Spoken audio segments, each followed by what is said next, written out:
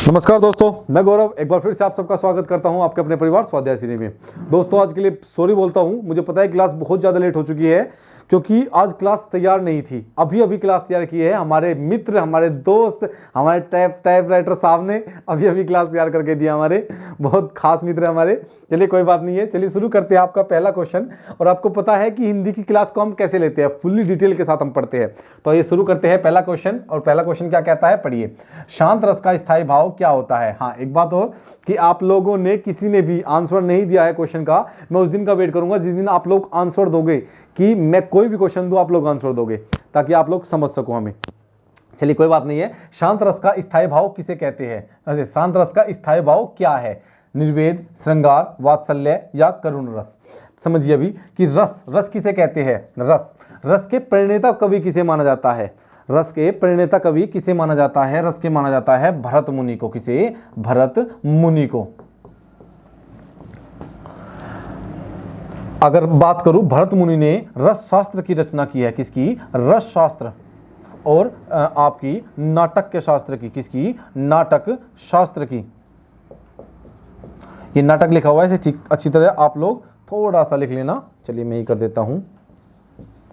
नाटक शास्त्र की रचना की है। भरत मुनि के अनुसार रसों की जो मूल संख्या है वो कितनी मानी जाती है, 9। और अगर आपके एग्जाम में आता है तो 9 पे ही क्लिक करना है। मूल रस कितने माने जाते हैं, 9। और वर्तमान में कुल रस कितने हैं, कुल रस है 11। तो स्थायी भाव कितने हुए, स्थायी भाव भी 11 ही हो जाते हैं। लेकिन भरत मुनि के अनुसार रसों की संख्या कितनी है, 9। और भरत मुनि ने नाटक में कितने रस माने हैं, भरत मुनि ने नाटक में 8 रस माने हैं। कितने रस माने हैं, 8। ठीक है। अगर बात करता हूं रस किसे कहते हैं, रस युक्त काव्य ही। क्या है, रस युक्त काव्य ही, है ना। अगर काव्य में रस नहीं है तो वह काव्य नहीं है। आचार्य मम्मट के अनुसार अगर काव्य में रस ही नहीं है तो वह काव्य ही नहीं है। ठीक है ना। चलिए अभी देखते हैं हम लोग रस के बारे में। मैंने बताया रस के अंग कितने हैं। अगर रस के अंग की बात करता हूं तो रस के 4 अंग है। कितने अंग है, मैं इधर लिख देता हूं, ये आपने समझ लिया ना, मैं इसको रफ कर देता हूं।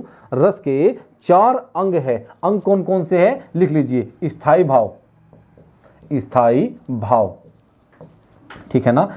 स्थायी भाव हो गया आपका। दूसरा हो गया आपका कौन सा, अनुभाव, अनुभाव, विभाव, विभाव। और नंबर 4 पर है संचारी भाव। क्या, संचारी भाव। ठीक है ना। विभाव, अनुभाव, स्थायी भाव, विभाव, अनुभाव और संचारी भाव। इसे अनुभाव लिख लीजिएगा, मैंने कम लिखा है ताकि, क्योंकि जगह नहीं है यहाँ पे, थोड़ा सा आप भी कर लीजिएगा अपने आप। अगर बात करता हूं मैं आपकी स्थायी भाव की, तो स्थायी भाव की संख्या कितनी होती है, 11। और अनुभाव की संख्या कितनी होती है, 8। और संचारी भाव की संख्या कितनी होती है, 33। कितनी, संचारी भाव की संख्या कितनी होती है, 33। और अगर मैं बात करता हूं विभाव की, तो विभाव के कितने प्रकार होते हैं, 4। विभाव कितने प्रकार का होता है, विभाव के कुल 4 प्रकार होते हैं। दो विभाव के कितने प्रकार होते हैं, 2 होते हैं। देखिए, स्थायी भाव के 11, अनुभाव के 8, विभाव के 2 और संचारी भाव 33। आपसे सब कुछ पेपर में यहां से पूछता है। ठीक है ना। अब बात करते हैं, मैंने बताया स्थायी भाव की संख्या कितनी बताई है, कुल रस कितने माने हैं, 9। कितने, 9। मूल रस 9 माने जाते हैं। और वर्तमान में कितने, 2 और जोड़ दिए गए तो कितने हो गए, 11। अब बात कर लेते हैं हम लोग आपके आंसर की। शांत रस का स्थायी भाव क्या है, शांत रस का स्थायी भाव क्या है आपका, निर्वेद है। क्या है, शांत रस का स्थायी भाव क्या है, निर्वेद। श्रृंगार रस की बात करता हूं तो इसका श्रृंगार रस का स्थायी भाव क्या है, रति, रति या फिर प्रेम। ठीक है ना। श्रृंगार रस का स्थायी भाव क्या है, रति या फिर प्रेम। अगर मैं बात करता हूं वात्सल्य रस की, तो वात्सल्य रस का स्थायी भाव क्या है, वात्सल्य रस का, वात्सल्य रस का स्थायी भाव क्या है, वात्सल्य है। क्या है, वात्सल्य, वात्सल्य। अगर करुण रस की बात करता हूं, करुण रस का स्थायी भाव क्या है, करुण रस का स्थायी भाव है शोक। क्या है, शोक। आपका आंसर क्या हो जाएगा, ऑप्शन नंबर ए आपका आंसर हो जाता है निर्वेद। क्या हो जाता है, निर्वेद। क्वेश्चन नंबर 2 की बात करते हैं। निम्न में से किस रस का स्थायी भाव विस्मय है, बताइए। निम्न में से किस रस का स्थायी भाव क्या है, विस्मय है। निम्न में से किस रस का स्थायी भाव विस्मय है, बताइए। अद्भुत, वीर, करुण और हास्य। देखिए, हास्य रस का स्थायी भाव क्या है, हास्य ही है। क्या है, हास्य। करुण रस का स्थायी भाव क्या है, शोक है। क्या है, करुण रस का स्थायी भाव क्या है, शोक है। अगर वीर रस की बात करता हूं तो वीर रस का स्थायी भाव क्या है, उत्साह है। क्या है, उत्साह। भाई वीर क्या होते हैं, उत्साहित होते हैं। करुण इंसान जब करुणा में बह जाता है तो किसमें, शोक, दुख उसको मिलता ही है। और हास्य रस का क्या होगा, हास्य। तो बचा क्या आपका बचा स्थायी भाव किसका, विस्मय का स्थायी भाव क्या है, ऑप्शन नंबर ए आपका अद्भुत रस। क्या, ऑप्शन नंबर ए अद्भुत रस। बात करते हैं क्वेश्चन नंबर 3 की।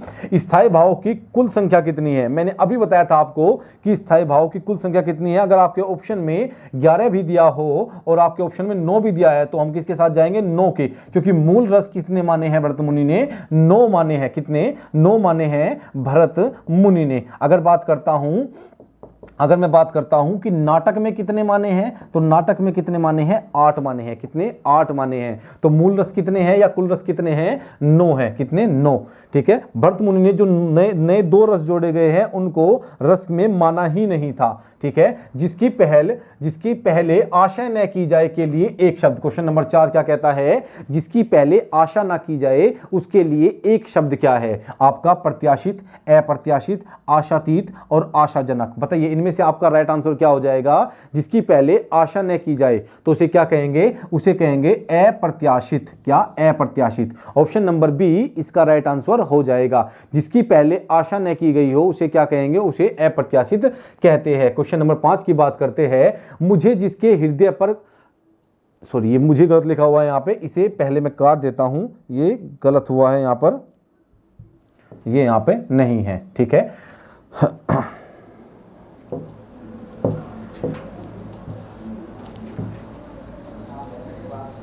अब दिखाई नहीं देगा आप लोगों को मुझे, ठीक है ना, अब हो गया ना बिल्कुल सही। ठीक है, चलिए।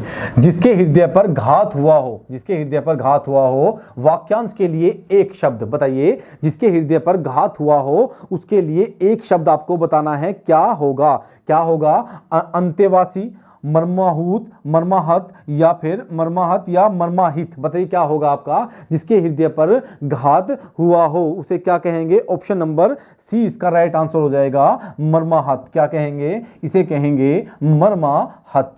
क्या कहेंगे, मर्माहत, जिसके हृदय पर घात हुआ हो। अब ये मत सोचना कि प्रेम में घात हो गया भाई और फिर परेशान हो रहे हो, है ना। ऐसा तो वैसे हर लड़के की लाइफ में हो ही जाता है अक्सर, अरे नहीं लड़कियों की भी हो जाता है, कोई बात नहीं है। चलिए, जिंदगी का नाम ही है चलना, अगर नहीं चलोगे तो रुका हुआ तो पानी भी सड़ जाता है ना।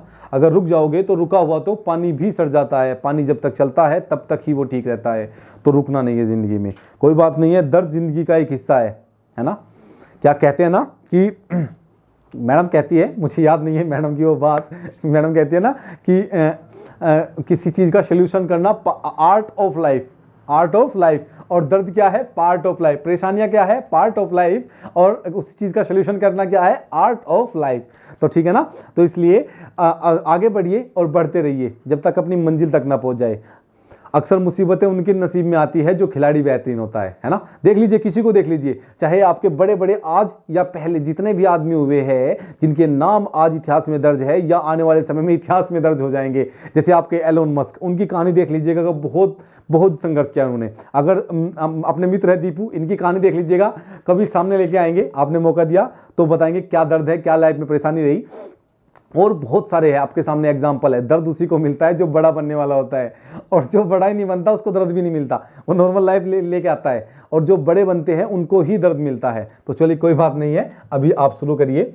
जो कुछ भी न जानता हो, वाक्य के लिए एक शब्द। जो कुछ भी न जानता हो, इस वाक्य के लिए एक शब्द। विज्ञ, सर्वज्ञाता, अज्ञ या सर्वज्ञ। क्या कहेंगे, ऑप्शन नंबर ए, बी, सी या फिर डी। आंसर दीजिए क्या होगा, तो आपका आंसर क्या हो जाएगा, अज्ञ। क्या हो जाएगा, अज्ञ। अगर अज्ञ की बात करता हूं, इसका विपरीत क्या होगा, इसका विपरीत होगा विज्ञ।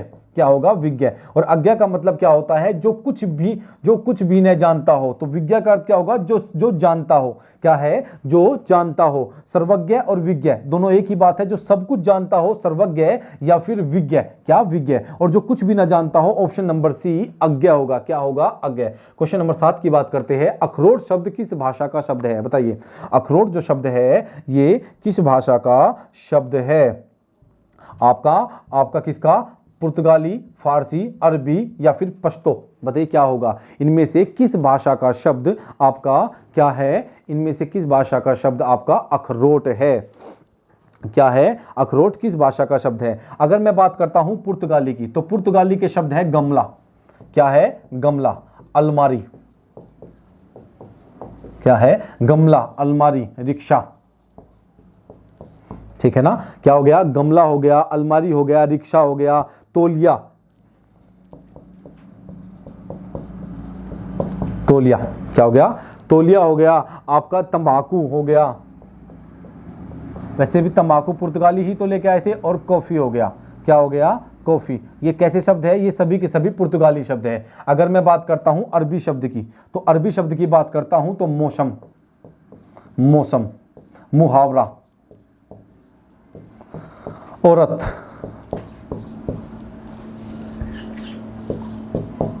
आपके ये अरबी शब्द है। मौत, हादसा, चाकू। क्या है? मौत, हादसा, चाकू। क्या? मौत, हादसा, चाकू। देखिए ये सभी क्या है? मौसम, मुहावरा, औरत, मौत, हादसा, चाकू। ये सभी कैसे है? ये सभी अरबी शब्द है। कैसे? अरबी। जहाज हो गया, शराब हो गया। क्या? जहाज, जहाज हो गया, शराब हो गया। ये सभी क्या है? अरबी शब्द है। क्या है? अरबी। ठीक है ना? अब बात कर लेते हैं हम कुछ फारसी शब्दों के बारे में। तो फारसी शब्द में लिख देता हूं आपके लिए यहां पर, आराम, अफसोस, आवारा। क्या? आराम, अफसोस, अफसोस, आवारा। ये कैसे शब्द है? ये आपके आराम, अफसोस, आवारा फारसी शब्द है। अब बात कर लेते हैं हम लोग किसकी? आपके क्वेश्चन की, कि अखरोट कैसा शब्द है? अखरोट पश्तो शब्द है। कैसा? पश्तो शब्द है। क्वेश्चन नंबर 7 का डी आंसर हो जाएगा। अत्यधिक, अत्यधिक का संधि विच्छेद बताइए क्या होगा? अत्यधिक का संधि विच्छेद बताइए क्या होगा? आपका अति प्लस अधिक, अति प्लस अति प्लस अधिक, अति प्लस अधिक, अत्य प्लस अधिक, या अति प्लस अधिक। बताइए इनमें से कौन सा इसका संधि विच्छेद हो जाएगा? बताइए अत्यधिक, अत्यधिक में कौन सी संधि है? अत्यधिक में अगर मैं बात करता हूं, पहले संधि की बात करते हैं। संधि के प्रकार कितने होते हैं? अगर प्रकार की बात करता हूं, संधि के 3 प्रकार होते हैं। नंबर 1 की बात करता हूं तो स्वर संधि, व्यंजन संधि। क्या? व्यंजन संधि। और नंबर 3 पर क्या है आपका? विसर्ग संधि। गर्मी लग रही है? चलिए कोई नहीं। विसर्ग संधि, ये क्या है? संधि के 3 प्रकार है। अगर स्वर संधि की बात करता हूं तो स्वर संधि के कितने प्रकार है? 5 प्रकार है। कितने? 5। डी, जी, वी, वाई, ए। दीर्घ संधि, गुण संधि, वृद्धि संधि, यण संधि, अयादि संधि। तो आपका क्या है? अगर मैं बात करता हूं इत्याधिक, अत्यधिक, अत्यधिक में संधि कौन सी है? इसमें है यण संधि। कौन सी? यण संधि। इसका संधि विच्छेद कर लेते हैं। संधि विच्छेद क्या हो जाएगा? अति प्लस अधिक। क्या हो जाएगा? अति प्लस अधिक इसका संधि विच्छेद हो जाएगा। अब देखिए अति प्लस अधिक, ये रहा ऑप्शन नंबर बी इसका राइट आंसर हो जाएगा। इसमें यण संधि है। यण संधि का नियम कहता है यदि ई के साथ ए आ जाता है तो क्या बनेगा? यह बनेगा। या ऊ के साथ आपका ए आ जाता है तो क्या बनेगा? वह बनेगा। अगर मैं पहचान आपको इसकी बताऊं यण संधि की, आंसर तो हो जाएगा ऑप्शन नंबर बी आपका ये, या फिर वह से पहले, यह या वह से पहले आधा अक्षर आएगा। इन दोनों से पहले आधा अक्षर आएगा। तो देखिए तय से पहले क्या आया? यह से पहले क्या आया? आधा अक्षर तय आ गया। तो यण संधि होगी ही। क्या? यण संधि। तो ऑप्शन नंबर बी इसका राइट आंसर हो जाएगा। क्वेश्चन नंबर 9 की बात कर लेते हैं। क्वेश्चन नंबर 9 क्या कहता है? देखिए आप लोग, क्वेश्चन नंबर 9 कहता है इति प्लस आदि में कौन सी संधि है? सेम अभी मैंने आपको बताया था कि ऐसी कोई संधि जिसमें ई के साथ कोई भी स्वर आ जाए या ऊ के साथ कोई भी स्वर आ जाए तो क्या बनेगा आपका? प्लस से पहले ई या ऊ हो और प्लस के बाद कोई भी स्वर हो तो क्या बनेगा? यण संधि। या फिर दूसरा नियम मैंने आपको बताया था पहचान, कि यदि किसी भी अक्षर मतलब ये या वह से पहले कोई भी अक्षर आधा आ जाए तो यण संधि। यहाँ पे आधा नहीं आया, लेकिन नियम के अनुसार प्लस से पहले ई आया और प्लस के बाद आया तो क्या बनेगा? या बनेगा। और ये किस में बनता है? ये बनता है यण संधि में। किस में? आपका यण संधि। तो ऑप्शन नंबर सी इसका राइट आंसर हो जाएगा। बात करूं ये अगर इसकी संधि को करते हैं तो क्या बन जाएगा? ये बन जाएगा इत्याधिक, इत्याधिक, इत्यादि, इत्यादि बन जाएगा। क्या नहीं है? इत्यादि। क्या बन जाएगा? इत्यादि। क्योंकि ई और आ मिलेगा तो क्या बनेगा? या बनेगा, और या हट जाएगा दी, तो इत्यादि। क्या बन गया? इत्यादि। तो क्या बनेगा? ऑप्शन नंबर सी यण संधि बन जाता है। क्वेश्चन नंबर 10 की बात कर लेते हैं। क्वेश्चन नंबर 10 क्या कहता है? देखिए आप लोग, तत्लीन, क्या आपका तत्लीन शब्द का संधि विच्छेद क्या होगा, बताइए। तत्लीन शब्द का संधि विच्छेद करना है आपको। तत्लीन शब्द का संधि विच्छेद क्या होगा? तत् प्लस लीन, तद प्लस लीन, तल प्लस लीन, तत् प्लस लीन। तो बताइए कौन सा इसका संधि विच्छेद हो जाएगा? ऑप्शन नंबर ए, बी, सी या फिर डी। आपको सबसे पहले पहचानना होगा कि इसमें कौन सी संधि है, बताइए। पहचानने का नियम मैंने कहा था। अब कुछ बच्चे, कुछ दोस्त बोलेंगे या कुछ भाई, कुछ दोस्त, कुछ भी मान लीजिए आप लोग, अपना बड़ा भाई, छोटा दोस्त, कुछ ही मान लीजिए कि मैंने कहा था कि आधा अक्षर आएगा। मैंने कहा था, याद करिए, ये या वे से पहले आधा अक्षर आएगा तो यण संधि। यहाँ ले से पहले आधा ले आया है, ये और वैसे नहीं, तो यण संधि तो बिल्कुल भी नहीं होगा। अब संधि की पहचान करिए। मैंने स्वर संधि के लिए, स्वर संधि के प्लस के इधर भी स्वर होना चाहिए और प्लस के इधर भी स्वर होना चाहिए, तो स्वर संधि होगा। व्यंजन संधि के नियम की बात करता हूं तो या तो प्लस से पहले स्वर या फिर व्यंजन, सॉरी, प्लस से पहले आपका व्यंजन होगा और प्लस के बाद क्या होगा?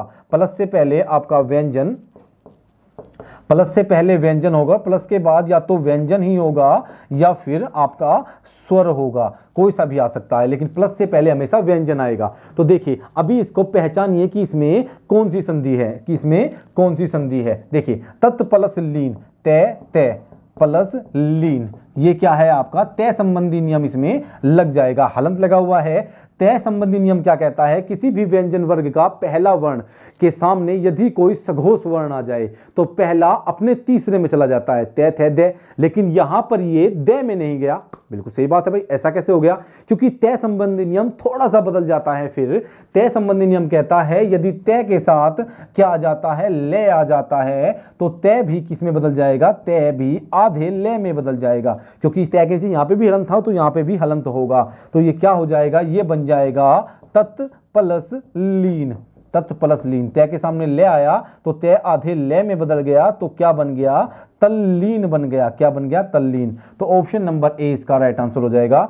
तद प्लस लीन नहीं होगा, तल प्लस लीन नहीं होगा, यहाँ पे तत् प्लस लीन, तय में हलंत नहीं है तो ये भी नहीं होगा। तो ऑप्शन नंबर ए इसका राइट आंसर क्या हो जाएगा? ऑप्शन नंबर ए इसका राइट आंसर हो जाएगा। क्वेश्चन नंबर 11 की बात कर लेते हैं। क्वेश्चन नंबर 11 क्या कहता है? बारहसिंगा में कौन सा समास है, बताइए। अगर समास की बात करता हूं तो समास के प्रकार कितने होते हैं, बताइए।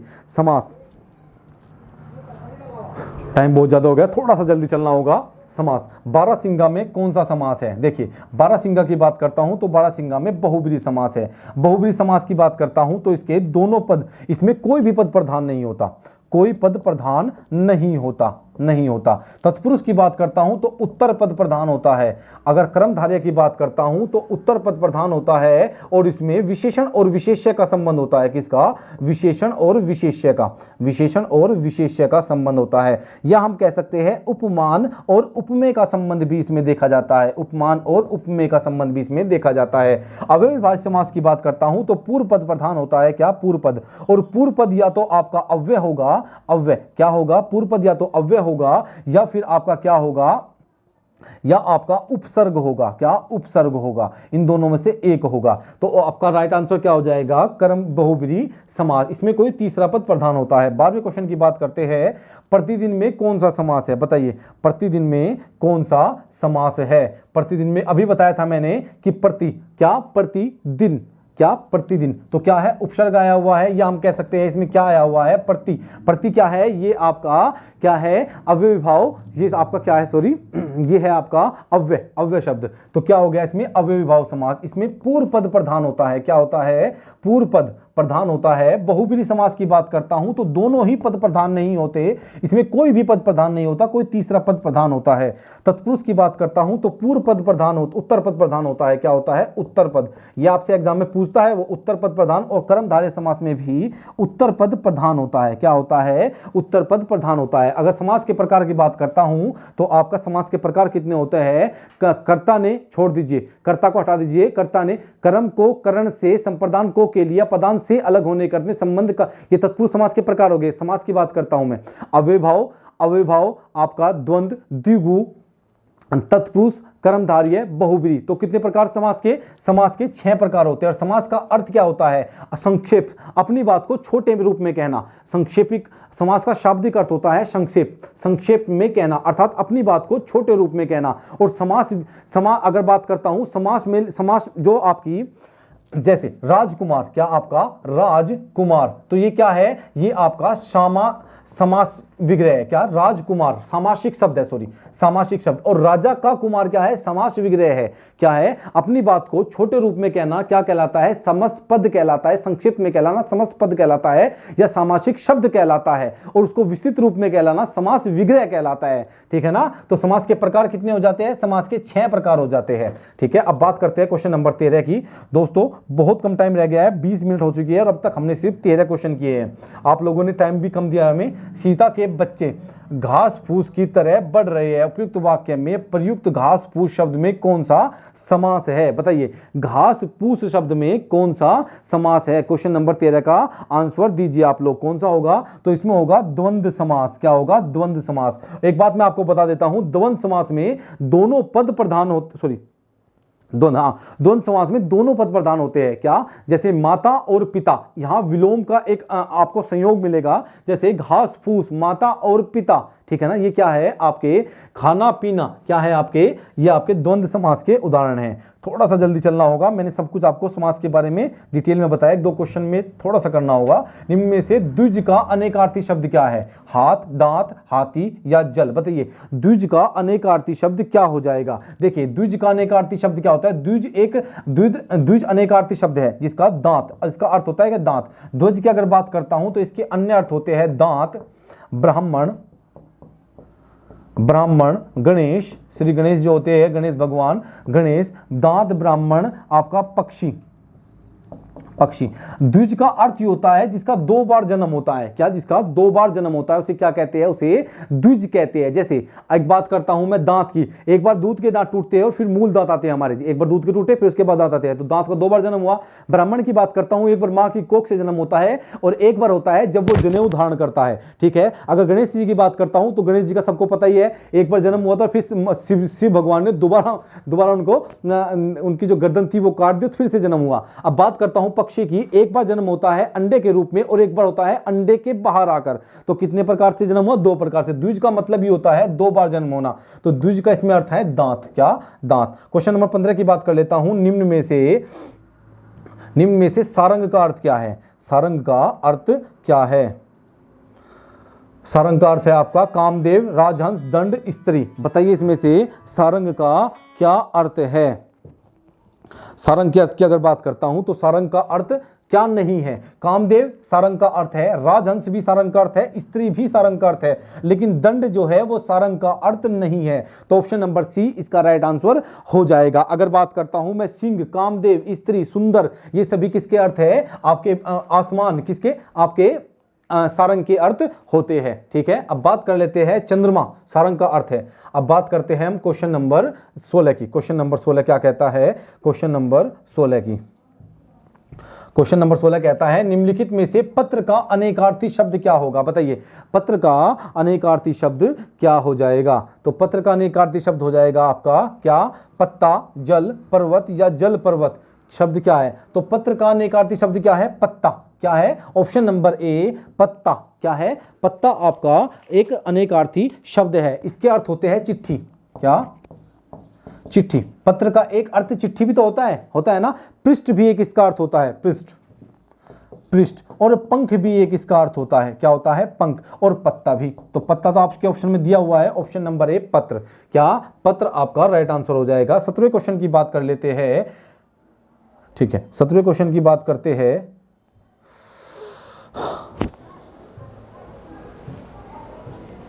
जल्दी में और लेट हो रहे हैं दोस्तों, थोड़ा सा टाइम जो है मैंने बहुत डिटेल में आपको समझाया है तो टाइम कम पड़ जाता है, नहीं तो ये क्वेश्चन मैं 1 घंटे में लगाऊंगा, बड़े आराम से क्वेश्चन कराऊंगा। जिस दिन आप लोग हमें 1 घंटा दोगे ना उस दिन मज़ा आ जाएगा पढ़ाने में। चलिए कोई बात नहीं, जब आप ऐसा करोगे उस दिन भी पढ़ाएंगे। मैं वहां होकर आया हूं, निम्नलिखित वाक्य में अव्यय शब्द की पहचान करिए। अव्यय क्या होता है, अव्यय एक अविकारी शब्द है जिस पर लिंग वचन और जिस पर लिंग वचन और कारक का कोई प्रभाव नहीं पड़ता, नहीं होता, ये रूप परिवर्तित नहीं करते। अगर शब्द की बात करता हूं कि शब्द, अगर मैं बात करता हूं प्रयोग के आधार पर, शब्द के दो प्रकार होते हैं, एक विकारी और एक अविकारी। ये क्या है? अविकारी, जिस पर लिंग वचन और कारक का कोई प्रभाव नहीं पड़ता। विकारी या अव्यय शब्द के कितने प्रकार होते हैं? इसके 4 प्रकार होते हैं। कितने आपके? इसके 4 प्रकार होते हैं। 4 प्रकार कौन कौन से? स्थानवाचक, संबंधवाचक, परिणाम आपका स्थानवाचक, संबंधवाचक, स्थानवाचक, संबंधवाचक, समुच्चयवाचक वाचक और क्या आपका विस्मयादिबोधक अव्यय। ये 4 प्रकार होते हैं। कौन कौन से? मैं दोबारा से बताता हूं। क्रिया विशेषण अव्यय, संबंध बोधक अव्यय, समुच्चय बोधक अव्यय और आपका विस्मयादिबोधक अव्यय। ये 4 प्रकार होते हैं। तो देखिए, मैं वहां होकर आया हूं, आना क्या है? क्रिया, ये क्या है? कर्म। मैं करता, क्या बचा? वहां। वहां क्या है जो लिंग के अनुसार नहीं बदलेगा? वहां। स्थानवाचक क्रिया विशेषण अव्यय है वहां। क्या? स्थानवाचक क्रिया विशेषण अव्यय है वहां।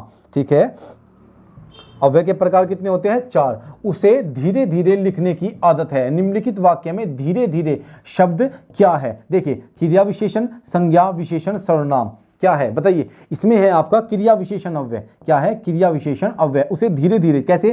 क्रिया विशेषण अव्यय के भी 4 प्रकार होते हैं। वे अविकारी शब्द जो क्रिया की विशेषता बताते हैं, उसे क्या कहते हैं? उसे आपका क्रिया विशेषण अव्यय कहते हैं। इसके 4 प्रकार होते हैं। 4 प्रकार की अगर बात करता हूं, 4 प्रकार होते हैं आपके स्थानवाचक, कालवाचक, परिमाणवाचक और आपका परिणामवाचक और आपका क्या होगा?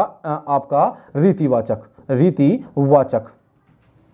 तो किसे? उसे धीरे धीरे लिखने की आदत है। उसका लिखने का तरीका कैसा है? धीरे धीरे। उसके लिखने की रीति क्या है? धीरे धीरे। तो क्या होगा? आपका रीतिवाचक क्रिया विशेषण अव्यय होगा, लेकिन इसमें नहीं दिया, इसमें क्रिया विशेषण दिया है। ये चारों इसी के प्रकार है क्रिया विशेषण अव्यय के। तो राइट आंसर क्या हो जाएगा? ऑप्शन नंबर ए, क्रिया विशेषण अव्यय इसका राइट आंसर हो जाता है। बात करते हैं 19वें नंबर क्वेश्चन की। जिस वाक्य में क्रम के अनुसार क्रिया में परिवर्तन होता है, जिस वाक्य में क्रम के अनुसार क्रिया में परिवर्तन होता है, उसे क्या कहते हैं? उसे क्या कहते हैं? उसे भाववाचक, आपका उदितवाचक,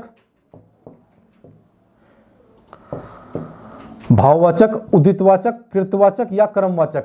जिस वाक्य में क्रम के अनुसार परिवर्तन होगा, भाई जब क्रम के अनुसार होगा तो क्या होगा? आपका क्रम वाच्य होगा। ऑप्शन नंबर डी क्या होगा? इसका क्रम वाच्य हो जाएगा। अगर वाच्य की बात करता हूं तो वाच्य कहां पे है? आपका लिखा होगा क्रिया, नहीं वाच्य नहीं लिखा हुआ, क्रम के अनुसार क्रिया में परिवर्तन होता है। तो वाच्य की बात करता हूं, वाच्य के प्रकार 3 होते हैं। कितने? 3 प्रकार होते हैं। क्रमवाच्य, कृतवाच्य और भाववाच्य। इसके 3 प्रकार होते हैं। कितने? 3 प्रकार।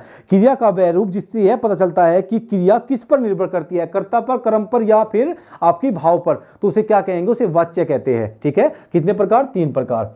टाइम की बहुत ज्यादा कमी हो गई, 27 मिनट हो गए, अभी 20 ही क्वेश्चन पे है। चलिए कोई बात नहीं, जल्दी जल्दी करते हैं इसे। निम्न में से उत्कर्ष शब्द का विलोम क्या होगा?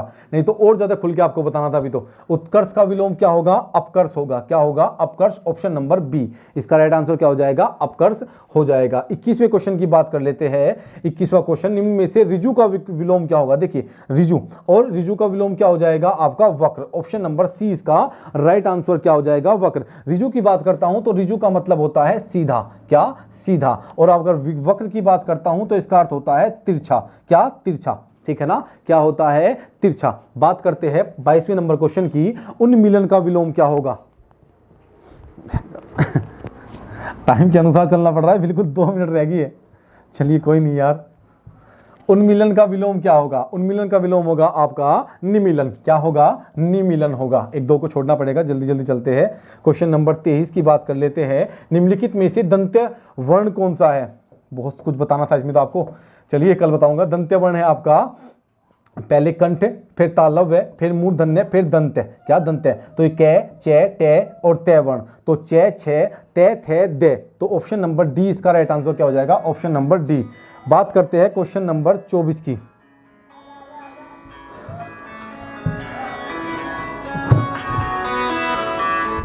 क्वेश्चन नंबर 24 की बात कर लेते हैं। क्वेश्चन नंबर 24 की, 24 का राइट आंसर क्या हो जाएगा? ऑप्शन नंबर बी हो जाएगा। और बात करते हैं 25वें क्वेश्चन की, जिसका आंसर आपको बताना है, घोषवर्ण बताना है।